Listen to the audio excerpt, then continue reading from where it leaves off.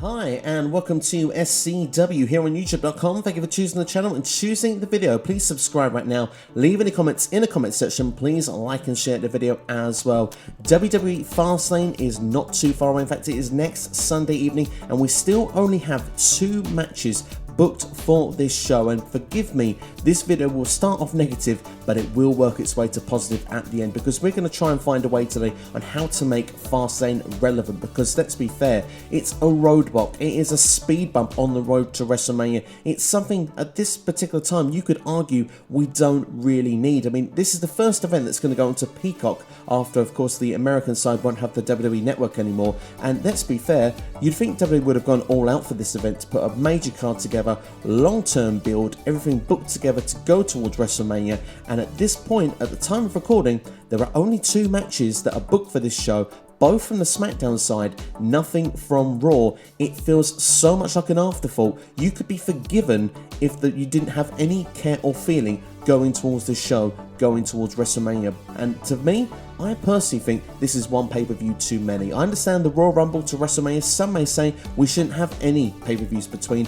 I quite like the Elimination Chamber. I like the fact that if you can't get it via the Rumble, you can find yourself a spot by going through the Elimination Chamber. It seems brutal, it seems violent, it seems like a level up, and that to me makes sense to build to WrestleMania. But from that event onwards, I think we should always have a clear 6-week path to WrestleMania with no pay-per-views, and building those shows up perfectly from that point onwards. But it feels to me that WWE still haven't really got into gear of booking to WrestleMania this year, and that's really frustrating as a fan, because by the time Fastlane is finished, we are only going to have 3 weeks until WrestleMania. And of course, it's back in business this year. There will be fans in attendance. It will be in the Raymond James Stadium, and to be honest, I am looking forward to seeing it, despite the fact that at this moment we don't have full clear directions apart from a couple of matches on the show. And those couple of matches seem to have built something here. We know we've got Roman Reigns against Daniel Bryan, and this is where this video starts to turn positive, because for me,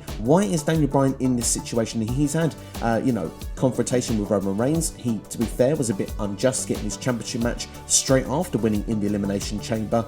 Him versus Edge as well seems like a dream match idea. They have flirted with the idea backstage with them being face to face, Edge not being so happy that Daniel Bryan isn't around the mix. For me, I think the way this should go down, Edge should turn heel, I think, because we're not really getting this comeback story that we dreamed of with Edge going to WrestleMania. I think that's what I was hoping for here, that we could have the real feel-good story with Edge, but we're not really getting that. We're not even getting Edge, who was in WrestleMania, the main event, 10 years ago as world champion, and he was the world heavyweight champion, wanting to bring that championship back. I think that would have been a great fun story to see as well, and we're not getting that either. So here's what I would do.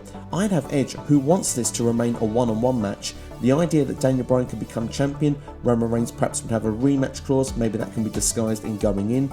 Edge doesn't want the idea of Daniel Bryan taking his match away. He's decided he's got Roman Reigns. He wants a clear path, he wants to know what he's doing and know which opponent he's preparing for. Daniel Bryan keeps getting in the way.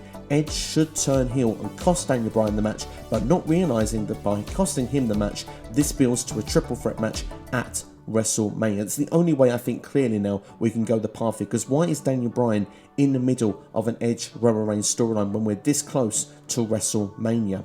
Of course, we've got the Women's Tag Team Championship match as well, the match that perhaps we arguably didn't need to see. Of course, Sasha Banks and Bianca Belair, WrestleMania opponents teaming up again to go against Nia Jax and Shayna Baszler. Reginald is now still involved in this. He's now on Nia Jax and Shayna Baszler's side. I think he will actually align himself with Sasha Banks, and Sasha will go full on heel in this match, turning on Bianca Belair, and that will actually lead towards their WrestleMania match. So that's the matches we know, but what about matches we could book towards this to give a bit of meaningfulness towards this show?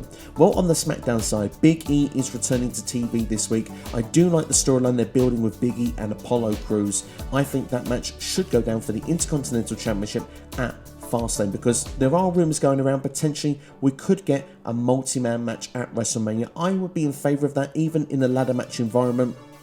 For me, I'm quite happy to see these two. At the moment, they've got a personal feud. Let's put it on this show. And for me, with Fastlane, just before we go any further, I'd keep this a short pay-per-view. We don't need 8, 9 matches, anything like that. Let's have that old school style of in your house. A couple of matches on this show added further. It's about 2 to 2 hours, 20 minutes. That's all you need here, and make sure that every match has an impact of something that is going to lead in to WrestleMania. For example, I would have Randy Orton on this show taking on, let's say, AJ Styles for the fun of it, because the winner gets a United States Championship match, and by that AJ Styles can win the match because of the fact that him and Orton had a bit of bickering this week on Raw.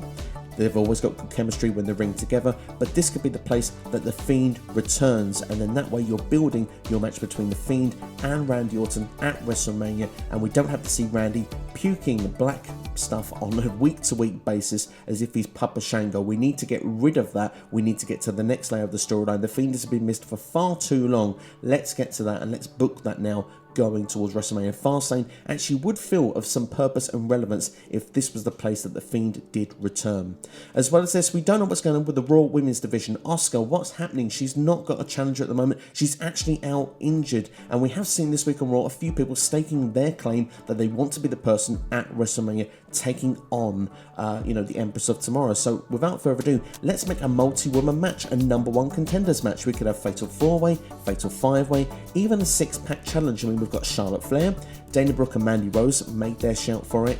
Peyton Royce had the most amazing interview or promo, whatever you want to call it, on Raw Talk this week. If you've not seen it, go and check it out. You can feel the pure realism and emotion that come from Peyton. She left her home of Australia, come to a different country, chased her dreams, and she's sitting and catering, watching what she thinks other people are doing rather than what she could be doing better in the ring. It was fantastically put over. She deserves an opportunity, in my opinion. You can throw 1 or 2 more names in there. You can have Nikki Cross. Where is Nikki Cross at? Give her an opportunity. And perhaps someone like Naomi. Lana's been on TV. There's Alexa Bliss, but I mean, she's in with the Fiend stuff. And of course, Rhea Ripley still hasn't turned up on Raw yet, but although I think that would be kind of interesting to see, I don't see Rhea Ripley debuting at FastLane. And you could have too many cooks in the kitchen if you've got lots of, returns and you've got lots of debuts. Maybe it's not the best place for Rhea Ripley to make that debut. Last match that I would book for the show, if I was going to book one more, let's get Drew McIntyre and Sheamus on pay-per-view. They have had some killer matches on Raw recently. It would be good to see it take that one further level up and finish things off at the pay-per-view. Do you remember back in 2001 there was the 3 stages of hell? I'd like to see that with Drew McIntyre and Sheamus. I think that'd be a great way to blow off their feud, and while you're at it, #1 contender goes to WrestleMania to take on Bobby Lashley for the WWE Championship. And before you know it, you look through this card and there is purpose and there is meaning the whole way from top to bottom. In my personal opinion, FastLane shouldn't exist. I don't like the pay-per-view of its positioning in the year. As I said, I think it's too close to WrestleMania. I don't even like the name of the pay-per-view, if I'm being brutally honest. I think it's an awful name of a pay-per-view. I think there could be better ones that could be used, in my humble opinion. So for me, I don't want FastLane to remain on the WWE calendar. I think it's a bad pay-per-view. But for this year, it's arguably not relevant at this particular time. It really doesn't feel like it's helping things at the moment on the road to WrestleMania. But I think with these additions, and I hope you'll let me know in the comments below if you agree or not, I think this will make FastLane a worthy show going into WrestleMania 37. But that's all for me. Thank you for watching today. I hope you enjoyed this video, and of course there are other videos on the channel for you to check out as well, including NXT Stand and Deliver, my match card predictions. Go and check that out right now. Thank you for watching. Take care. Have yourselves a good one, and you've been watching SCW here on YouTube. All the best.